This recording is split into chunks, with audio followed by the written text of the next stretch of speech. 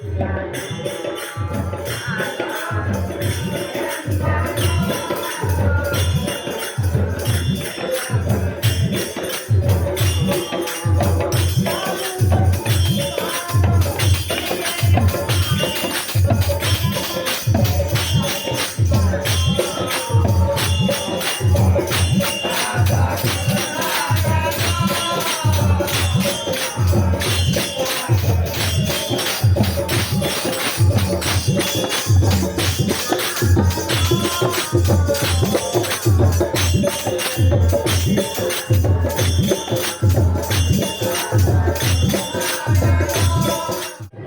ಬಂಧುಗಳೇ, ಈ ಭಜನಾ ಕಾರ್ಯಕ್ರಮವನ್ನು ಇಟ್ಟುಕೊಂಡಿದ್ದೇವೆ.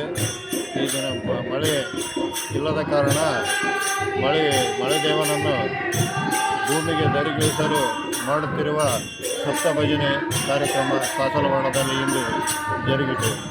ಇದರಿಂದ ಸಕಲ ಸೌಭಾಗ್ಯ ಕೊಡಲೆಂದು ಮಳೆರಾಯನಲ್ಲಿ ಬೇಡಿಕೊಳ್ಳುತ್ತೇವೆ. ಸಿದ್ದರಾಮೇಶ್ವರ ದೇವಸ್ಥಾನದಲ್ಲಿ ಈ ಕಾರ್ಯಕ್ರಮ ನಡೆಸುತ್ತೇವೆ. 24 ತಾಸು ನಿರಂತರ ಭಜನಾ ಕಾರ್ಯಕ್ರಮವನ್ನು ನಡೆಸಿಕೊಡಲಾಗುತ್ತದೆ. ಮಳೆರಾಯನ ಪ್ರಯುಕ್ತ